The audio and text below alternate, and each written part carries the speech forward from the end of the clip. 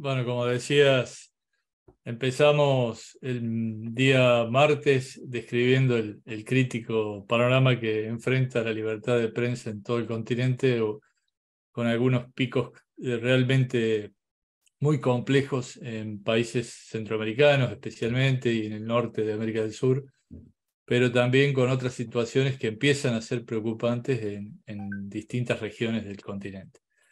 Decía nuestro presidente Michael Greenspan que además, si bien esto afecta a la prensa, pero también se atraviesa uno de los peores momentos para la democracia en toda América, y eso es algo que van íntimamente ligados, ¿no? Es decir, un debilitamiento de la democracia termina afectando la libertad de expresión, pero un debilitamiento de la libertad de expresión sin duda empieza a debilitar también las bases institucionales de un país. Así que, bueno, esas trabas al ejercicio del periodismo, los problemas de sostenibilidad que enfrenta la prensa, eh, empiezan también a complicar la independencia de los medios de comunicación, la posibilidad de ejercer un periodismo de investigación en profundidad, y sobre esos ejes hemos estado debatiendo en estos 3 días. Pero ahora nos toca pasar, como decía bien Ricardo, a la aprobación de los informes país por país que fueron presentados en 3 paneles muy interesantes que se hicieron el día martes por la tarde. Y como siempre lo hacemos, vamos por orden alfabético, con lo cual, en primer lugar, pongo a votación el informe de Argentina, que había sido presentado por nuestro vicepresidente en ese país, Daniel Desain. ¿Alguien tiene alguna observación para realizar sobre el informe de Argentina? Aprobado entonces.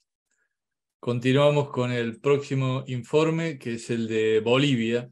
¿Alguna observación para el informe de Bolivia? Aprobado. Pasamos al informe de Brasil. ¿Algún agregado, corrección? Aprobado entonces. Canadá. Se pone a votación el informe de Canadá. Aprobado. El informe de Chile, hubo algunos agregados que nos hicieron llegar, que realmente han sido valiosos también para complementar la información que ya había sido presentado por nuestro vicepresidente regional. Y como no hemos tenido oportunidad de a tiempo cargarlo en nuestro sitio web, creo que ha sido recién cargado, le voy a dar lectura para que si hubiera alguna corrección o agregado que hacer, estamos todavía a tiempo, y si no, lo pongo a votación. El informe dice: este periodo ha estado influido por el segundo proceso constituyente tras el resultado del primero, que fue rechazado por un 61,89% de la ciudadanía.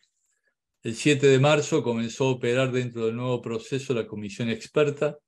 Esta aprobó un texto general que, en lo referido a las libertades de expresión y de prensa, establece un modelo similar al existente. En el artículo 17-11, la Constitución asegura a todas las personas el derecho a la libertad de opinión y de expresión sin censura previa, en cualquier forma y por cualquier medio, sin perjuicio de las responsabilidades ulteriores por los delitos o abusos que se cometan en el ejercicio de estas libertades en conformidad a la ley. Toda persona ofendida o injustamente aludida por algún medio de comunicación social tiene derecho a que su declaración o rectificación sea gratuitamente difundida en las condiciones que la ley determine por el medio de comunicación social en que esa información hubiera sido emitida. Reconoce además a toda persona natural o jurídica el derecho de fundar, editar y mantener medios de comunicación social, cualquiera sea su plataforma, en las condiciones que señale la ley. La ley en ningún caso podrá establecer el monopolio estatal sobre los medios de comunicación social.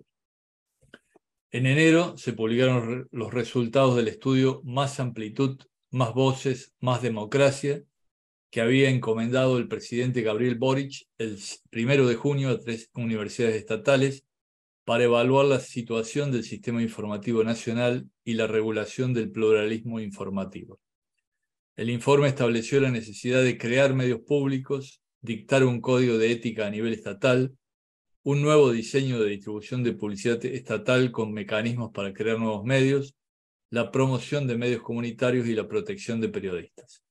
En diciembre, la Asociación Nacional de la Prensa, ANP, reunió a más de 50 expertos, entre ellos a premios nacionales de periodismo, académicos y directores de medios.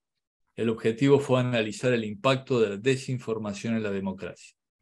En marzo, la ANP publicó un resumen de los resultados con reflexiones sobre el papel de los medios en la democracia y la no injerencia del Estado con regulaciones sobre desinformación.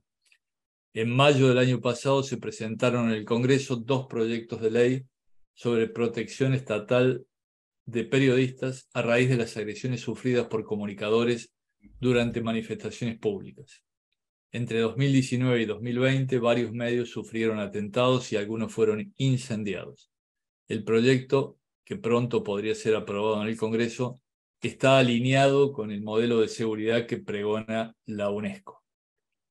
Otros casos relevantes contra la libertad de prensa en este periodo: el 18 de enero, el Tribunal de Garantías de Concepción condenó por el delito de difamación contra el funcionario público Rodrigo Daroch al periodista Felipe Soto, editor del sitio web Resumen, a una pena suspendida de 61 días de prisión y una multa de 680.000 pesos chilenos, equivalentes a $847, y la suspensión de cargo u oficio público durante el tiempo de la condena. Resumen, al igual que otros medios regionales, han sido objeto de acoso judicial por parte de funcionarios públicos, y el 20 de marzo sus oficinas sufrieron un ataque en el que se registraron daños materiales y un intento de incendio. Ese día, un equipo periodístico de CHB realizaba un reportaje sobre una denuncia de impagos de arriendo en un edificio y recibió agresiones por parte de una de las inquilinas. El 6 de abril, durante la cobertura informativa en directo del canal Mega por el asesinato de un policía, la periodista Paula de Allende utilizó la expresión Paco, coloquial pero considerada despectiva, para referirse al funcionario de Carabineros. Aunque se disculpó, su expresión causó polémica. El general de Carabineros, Alex Chaván, vetó públicamente la presencia de la periodista. En redes sociales se multiplicaron los mensajes críticos y hostiles en su contra. El canal Mega anunció la desvinculación de la periodista por transgredir la línea editorial. De forma paralela, circularon mensajes hostiles y estigmatizantes en redes sociales contra la periodista. Entre los más difundidos, con más de 100.000 reproducciones, se encuentra la publicación en Twitter del diputado Gonzalo Carrera, en el que indicaba: los canales de TV abierta deberían despedir a todos los periodistas octubristas que sembraron odio entre los chilenos, junto con un montaje fotográfico con el rostro y nombre de 4 conocidos periodistas y la frase octubristas que sembraron odio contra Carabineros de Chile. En otras publicaciones con decenas de miles de visitas se exponían imágenes de los comunicadores a modo de listas negras de aquellos a quienes proponen silenciar. Bueno, ese es el informe completo de Chile con los agregados que se nos sugirieron. Si no hay observaciones, aprobado. Ponemos a consideración ahora el informe de Colombia. Sin observaciones, aprobado. Tenía entendido, Carlos, que habría una actualización y el que estaba viendo en la página no la tiene, pero mientras hablabas ahora le estaba escribiendo A Ricardo. sí, el tiempo, pero no me han contestado. Te dejo la observación, no tengo ninguna objeción al informe, pero entre el día en que empezó la asamblea y la fecha, hubo un par de incidentes que habíamos hablado con Andrés que de pronto valía la pena incluir, entonces pues, dejo la inquietud. Perfecto.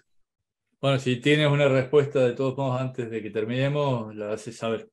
Perfecto. Gracias, Werner. Pasamos al informe de Costa Rica. Aprobado. Corresponde ahora el informe de Cuba. Aprobado. Ponemos a consideración el informe de Ecuador. Aprobado. Pasamos al informe de El Salvador. Aprobado. Corresponde tratar el informe de Estados Unidos. Aprobado. Pasamos al de Guatemala. Aprobado. Seguimos con Haití. Aprobado. Honduras. Aprobado. Informe de México. Aprobado. Ponemos a consideración el informe de Nicaragua. Aprobado. Ahora toca el turno de Panamá. Aprobado. Seguimos con Paraguay. Aprobado. Perú. Aprobado. Puerto Rico. Aprobado. Nos queda República Dominicana. Aprobado. Uruguay. Aprobado. Y por último, Venezuela. Aprobado. Bueno, con eso quedan aprobados todos los informes que fueron presentados, con esta observación que hizo Werner. Y te doy la palabra, Daniel, para que des lectura a las resoluciones que se pusieron y se elaboraron estos días. Muchas gracias, Carlos. Buenas tardes a todos. Bueno, tenemos 8 resoluciones, ninguna de un país específico, sino que han ido recogiendo cada una de ellas los distintos casos que fueron expuestos en los informes respectivos, ¿no? Son más de 15 páginas, por una cuestión de economía de tiempo, voy a ir al aspecto central de la parte resolutiva de cada una de ellas y la vamos sometiendo a aprobación, si les parece. ¿Está bien así, Ricardo, o No, preferís que las mencione nada más? es simplemente que se mencione y se van allá aprobando una a una. Ok.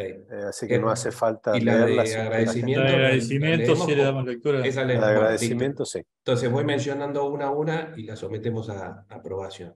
La primera es acceso a la información. Todas las resoluciones, los borradores están en la página, ¿sí? La primera es acceso a la información. Si no hay ninguna objeción, lo damos por aprobado. La segunda. La segunda es acceso judicial y acoso judicial y tributario. No hay ninguna objeción, lo damos por aprobado. La tercera.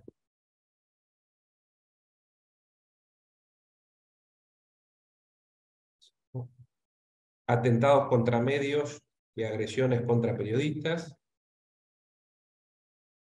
Aprobado.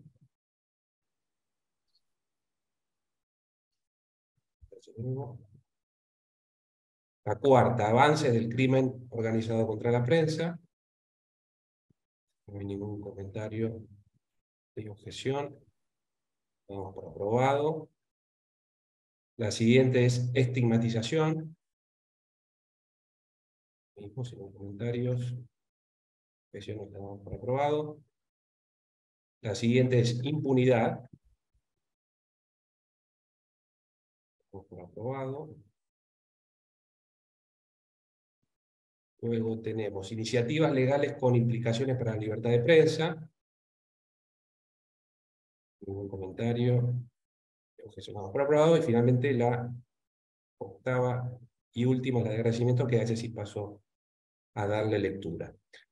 Considerando que la reunión de medio año de la Sociedad Interamericana de Prensa se realizó en formato virtual, con la participación de 75 oradores en 3 días de paneles y presentaciones que, en la apertura, su presidente Michael Greenspan y el presidente de la Comisión de Libertad de Prensa, Carlos Jornet, abordaron los temas que sentaron el tono de la conferencia.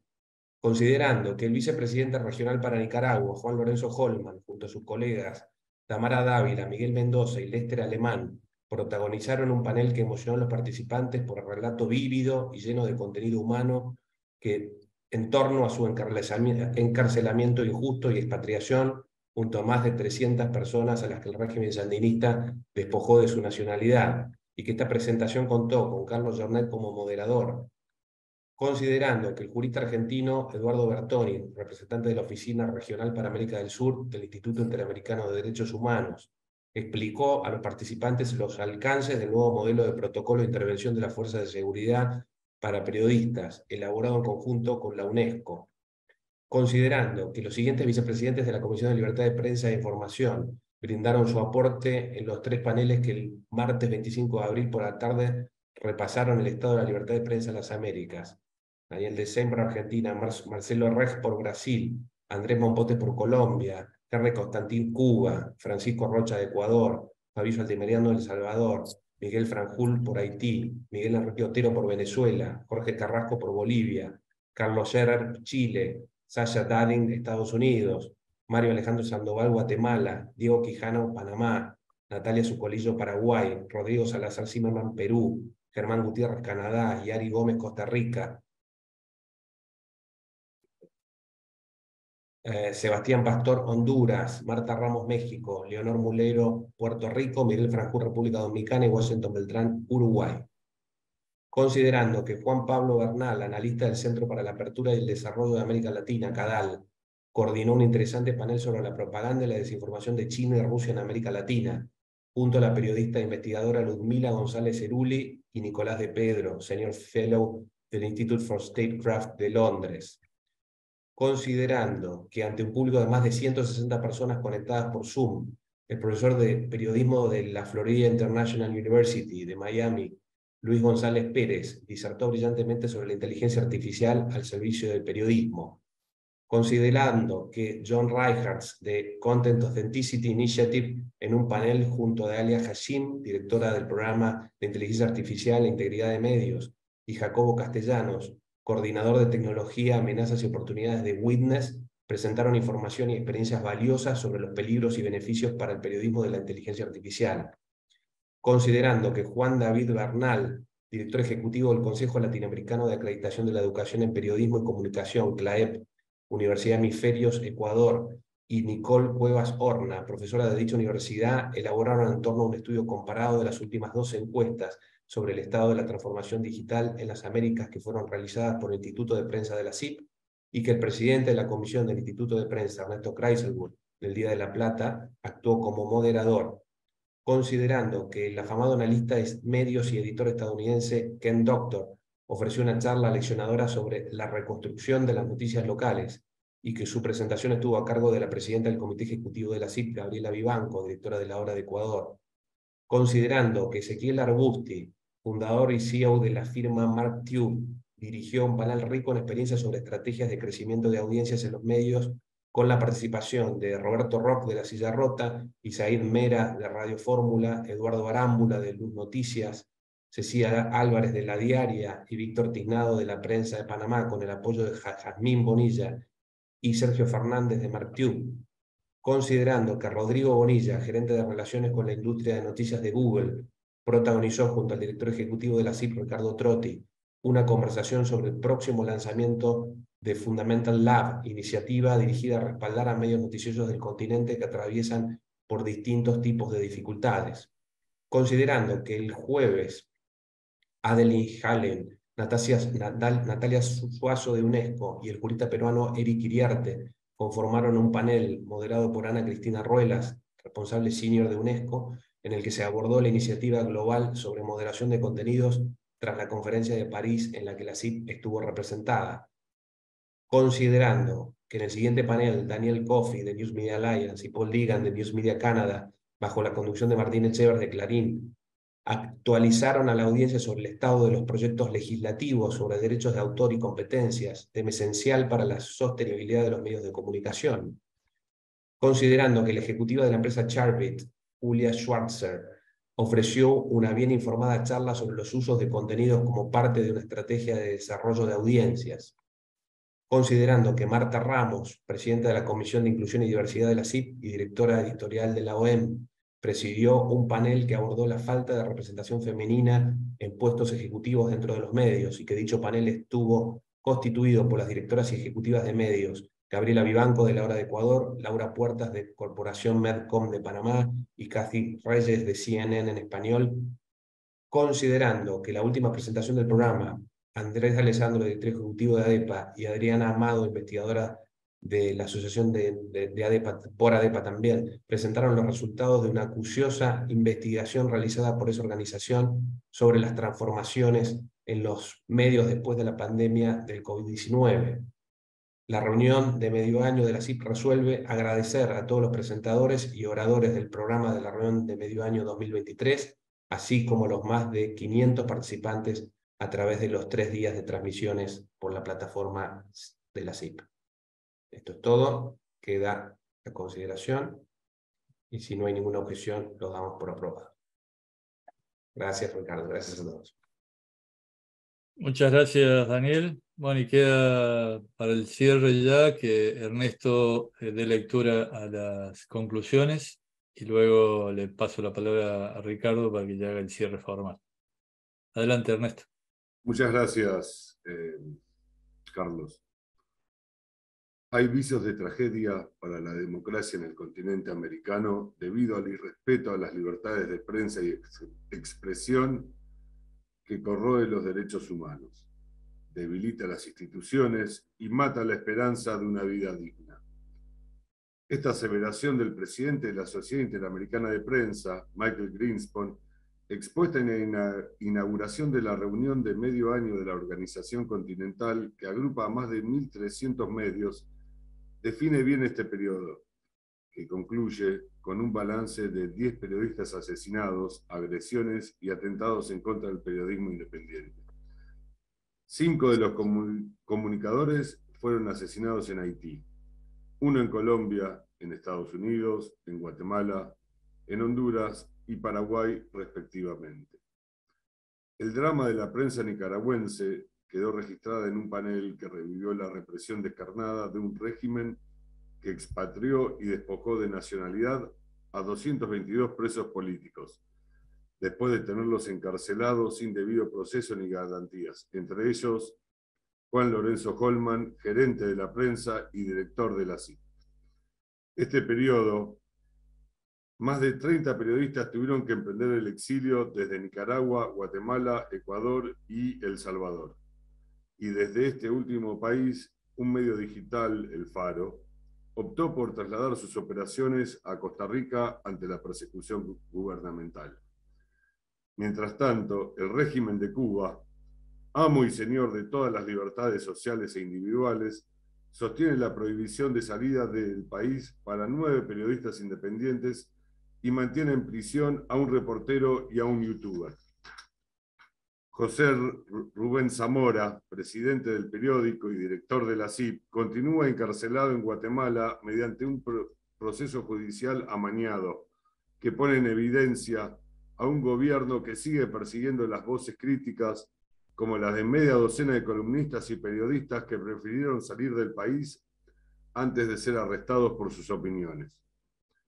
En Argentina se registraron ataques a periodistas y medios, particularmente en la ciudad de Rosario, asediada por el narcotráfico, mientras que en Colombia, Ecuador, Paraguay y México, los periodistas del interior del país siguen viviendo en la incertidumbre debido a las amenazas impunes de las bandas criminales. En muchos países, como en Brasil, los periodistas quedaron expuestos a la represión de la policía durante la ola de protestas tras el cambio de gobierno y la toma de las sedes de los poderes públicos en Brasilia, a comienzos de este año. Ante el clima de violencia generalizado contra los periodistas, la reunión de la CIP profundizó su solicitud a los gobiernos del continente para que creen sistemas de protección como los que actualmente analiza el Congreso de Chile y que hoy fue presentado en Paraguay. Además de la discusión sobre nuevos protocolos de seguridad que promueve la UNESCO, la CIP dio a conocer su proyecto Redacciones Más Seguras, con el que buscará que cada sala de redacción adapte las medidas de seguridad a su contexto. En Cuba y Venezuela, los gobiernos continuaron cerrando medios independientes y bloqueando sitios web nacionales y extranjeros. En El Salvador y México se denunció que los gobiernos utilizan el software Pegasus para espiar las comunicaciones de los periodistas. En casi todos los países, en especial Guatemala y Honduras, Paraguay y Venezuela, los poderes utilizan ejércitos de trolls en las redes sociales para desprestigiar a la prensa crítica. En Argentina, la gubernamental Secretaría de Medios critica contenidos incómodos al poder, mientras que en Bolivia, los medios independientes acusaron que padecen persecución tributaria por publicar críticas contra el gobierno. La estigmatización y degradación pública de la prensa también es un fenómeno extendido entre presidentes y altos funcionarios. Gustavo Petro, de Colombia, continúa denigrando a periodistas y medios críticos, mientras que en Costa Rica, el presidente Rodrigo Chávez los tildó de sicarios políticos. Otros presidentes hacen de esta práctica una labor cotidiana, como Guillermo Lasso de Ecuador, Nayib Bukele de El Salvador y Andrés Manuel López Obrador de México. Proyectos de leyes antilibertad de prensa fueron presentados en Bolivia, donde se tomó de excusa el racismo. En Perú y Estados Unidos, algunas iniciativas legislativas buscan hacer más fácil demandar a los periodistas, con la intención de amordazar sus investigaciones y denuncias, lo que contraviene principios constitucionales y la jurisprudencia interamericana. Por el contrario, en Panamá un proyecto de ley busca limitar el secuestro de los bienes de los medios y el inicio de demandas millonarias en contra de ellos. La reunión también sirvió para rechazar y denunciar las restricciones a periodistas y ciudadanos que buscan acceder a información pública, como lo garantizan leyes que los propios gobiernos no cumplen. Esto ocurre hasta en los países más democráticos como Canadá, Estados Unidos, Panamá y Puerto Rico. En Estados Unidos, incluso, los periodistas se enfrentan problemas para acceder a fuentes oficiales, incluyendo al presidente Joe Biden. Del lado positivo, la CIP instó a los gobiernos a imitar la postura del presidente de República Dominicana, Luis Abinader, quien anunció sanciones en contra de aquellas entidades públicas que no cumplan con brindar información a los solicitantes en forma rápida y oportuna. Durante la reunión continental, diferentes paneles convocados analizaron los desafíos del futuro para el periodismo. Se discutió sobre el impacto de la inteligencia artificial en la profesión, la calidad de contenidos, la viabilidad económica de los medios y sobre leyes que buscan un mejor equilibrio entre plataformas digitales y medios respecto de la propiedad intelectual de los contenidos noticiosos. Por último, la CIP anunció el lanzamiento con Google de un laboratorio sobre ingresos y audiencias que beneficiará a 80 medios que se desenvuelven en ambientes vulnerables en lo económico y político. Gracias. Muchas gracias, Ernesto. Y con la lectura de las conclusiones. Una consulta tengo. Adelante. ¿El sorteo del auto? No, eso está en la sala contigua. Es donde todos los que participan han pagado $1000. Y está justamente Charbit tratando de comprar el auto antes. Gracias, Ernesto. Creo que las conclusiones ya las deben tener todos en sus inbox, o al menos en un comunicado de prensa que estamos sacando en este momento, como siempre lo hacemos. Les recuerdo a todos que todas las ponencias y todo lo que se ha dicho en estas conferencias de 3 días están en nuestro canal de YouTube. Creo que mañana ya van a estar totalmente compartimentadas, pero hoy pueden estar buscando al menos las de los días anteriores y hoy van a estar las grabaciones del día entero. Les recuerdo, como dije antes, que bueno, CIP Connect se avecina, va a ser una reunión presencial del 19 al 21 de julio. Los esperamos acá en Miami, espero que tengan una buena excusa para venirnos a visitar. También les quiero recordar que la próxima semana, 3 de mayo, el Día Mundial de la Libertad de Prensa, la CIP va a estar con su presidente Michael Greenspan en Nueva York, participando de algunas de las actividades. También Michael Greenspan vamos a estar en la ciudad de Cali del 8 al 10 de mayo, otra actividad importante de la CIP para acompañar al 9º Congreso del Consejo de Acreditación de Escuelas de Periodismo. A los académicos que están presentes todavía, les recuerdo que es importante que traten de registrarse en este programa de la CIP, que nos ayuda a los medios y a la academia a tratar de sincronizar de la mejor manera para que haya una sincronía entre el mercado laboral y la enseñanza del periodismo. También les recuerdo que los próximos informes de libertad de prensa que tendrá a cargo Carlos van a ser en la Asamblea General de la CIP, que se va a celebrar del 9 al 12 de noviembre en la Ciudad de México, otra actividad presencial. Y bueno, ya para ir terminando, siempre cuando estamos en los momentos finales, valen los agradecimientos que tenemos que hacer primero a todos los que están participando, periodistas, editores, académicos, que nos han seguido por estos 3 días en forma muy estoica. Agradecer también a los 52 conferencistas que hemos tenido en estos 3 días, que fue también un gran trabajo para poder sincronizar todos los tiempos y los temas propuestos por muchos de ustedes.